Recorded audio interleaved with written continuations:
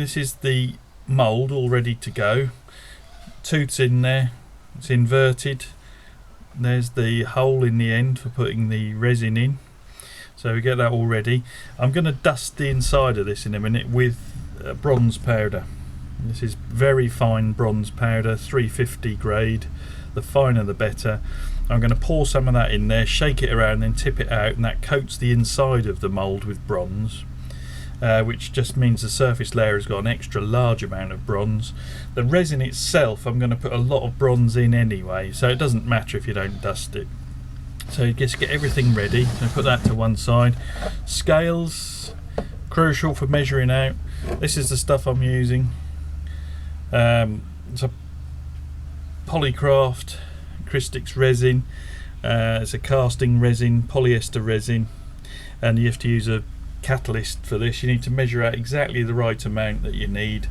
I always make sure I've mixed excess, obviously, because you don't want to be caught short. Be careful with the catalyst, always wear gloves, it's nasty stuff. I've measured out my resin, there it is already.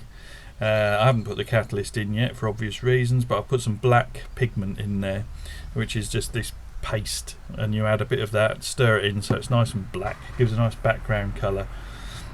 Now I've measured out 70 grams of resin, and I've weighed out 3 times that amount of bronze powder, which is roughly the same volume almost as that.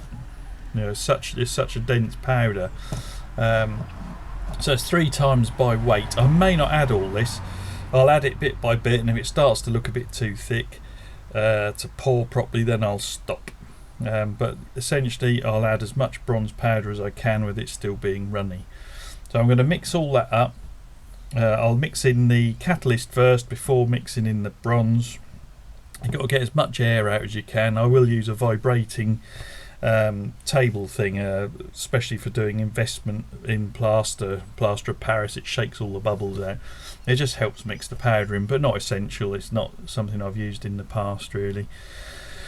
But that's the plan. So just getting everything ready, and then it's a case of pouring the resin in, tapping it, make sure you get all the air out, and waiting for it to set. But I'll show you once I've demolded. I think it's probably the best next stage. It's difficult to show you the rest. It'll be basically me pouring stuff into the top of this mould and keep tweaking that little hole with a little prong of some sort. I use an awl just to help release the air, because it will rise up to the top there. Tip it a little bit as well, just to make sure there's no air trapped anywhere else.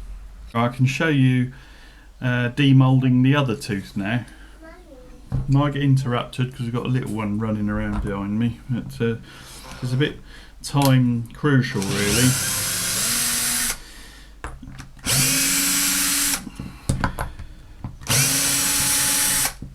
Time critical, should I say. You have to wait for these to set, but I then like to get them out fairly quick before they fully cure, because they if there's any excess spilt, it's easier to shift it.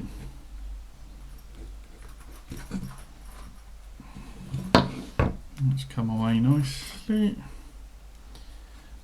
I'll see if I can show you what's going on here. Looking good so far. Just gently peel that out. There we are.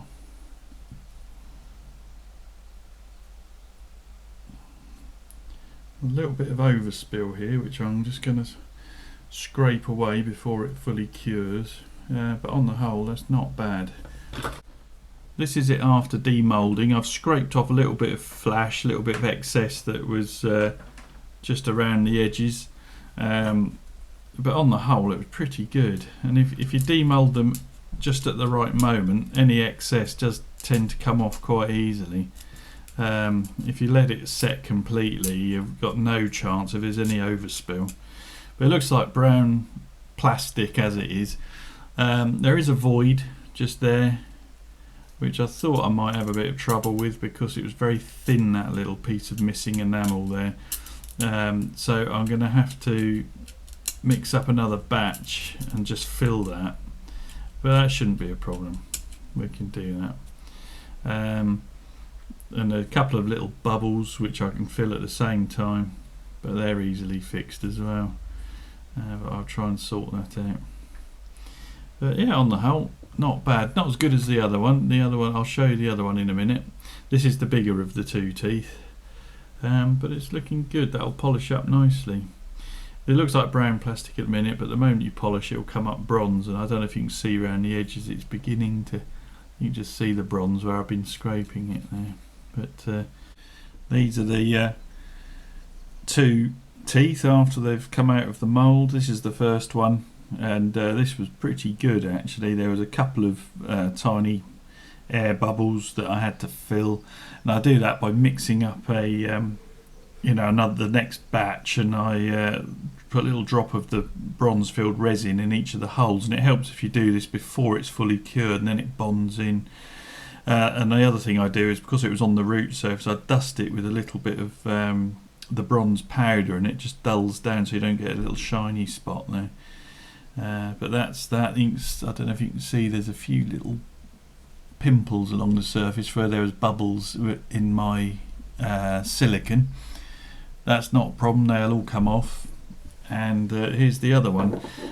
This is the one I needed to fill a void there, which I've done. It looks a different colour at the minute, but once that's cut back and polished, it should all match. It's only because it's got a different surface texture at the moment on there, but it should roughly blend in. But I'm pretty pleased with those, they're not bad. Put them side by side. There we are. So that's the 5.5, that's almost 6 inches, those two teeth. I think I got the proportions pretty good. Yeah, you can just see all the different angles of them.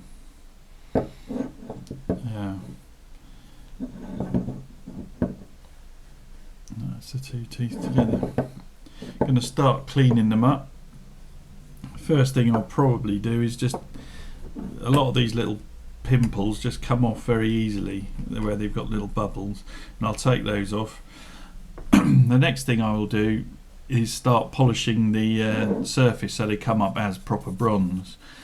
The root surface I will do with 4-0 wire wool, extra fine wire wool, and I just gently rub over that, and all the highlights will come up as polished bronze, but you don't want to rub off all the detail, you want it to stay matte. So I'll do that. The enamel surface on this one, once I've just denibbed it, as I say, get rid of all those little bobbles, I'll use a Dremel with a polishing wheel, one of the linen or felt polishing wheels with a little bit of polishing compound, and that will come up beautiful. It will come up very, very shiny. This one requires a bit more work, so I'm going to have to cut this back where I've filled that in. It's a bit raised there, and there's a little raised edge, so I'm going to have to cut that back a little bit and just get that level with the tooth and then polish it, but that should come up very nicely. Okay, well what I'll do is I'll show you once I've polished them. Hopefully they'll be just about done then. Well, I've finished them. There we are, that's the big one,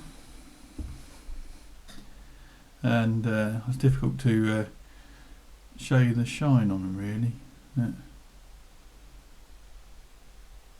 They come up beautiful, it is just bronze, and they're really lovely sheen on them. It took a bit of work, like I say, wire wool, very, very fine wire wool for the root that's textured. You don't want to over rub it because you start losing the texture if you're not careful. But the root comes up instantly. The moment you start cleaning that with the wire wool, it comes up shiny. The enamel took a little bit more work because I had to polish off a few blemishes and things. I wanted it smooth, but it's come up very nicely. And just get the other one. There's the other one. This was the first one that I showed you at the start of the video. But there we are. So that's the two finished. You can just see the sheen on there. Don't know if I'm holding it at the right angle really. I'm not very good at video. I'm better at making things, not making videos. But there's the two together. Yeah, I don't know if that's in focus, but hopefully it is. And they're quite big teeth. Turn them around. There we go. Hope it's been interesting. Hope it's inspired you to perhaps do one yourself. Like I say, I've sold a few of these. You don't make a fortune doing it. You probably cover your costs. The best thing is to find a really nice broken tooth you like. Restore it for yourself. Keep it. There we are. One thing I'll say about the bronze, it will tarnish with time, just like any of these sort of metals. It'll darken. You can let it darken, or you can polish it up and it'll polish up beautifully, just like ordinary metal. I finished the enamel using polishing mops on the Dremel with some polishing paste, but that's a fairly recent thing. In the past I've just used wet and dry paper, going right to very, very fine at the end. And in fact, if you can get hold of some 12,000 grade micro mesh, the cloth backed stuff, that's the best thing for finishing them. That's really good. They come up beautiful like that. I'd have probably saved myself a little bit of time had I started with wet and dry paper and just finished it with the Dremel. It was actually hard work polishing them out with the Dremel. The wet and dry is also hard work, but you flat them off nicely with wet and dry paper. Yeah, it's pretty good. I'm pretty pleased. I'm happy with the shape. I'm happy with the finish. You get a few little striations in the finish. I don't know if you can see those. Probably not. But there you get a slight changes in colour as you pour the resin into the mould. You'll get slightly different densities of bronze and resin, so occasionally you get these flow lines, that sort of curved flow lines running through it. But the only thing I'd probably do different if I did these again, I probably wouldn't bother dusting the mould with bronze powder first, because this is such a high bronze content that you don't really need to.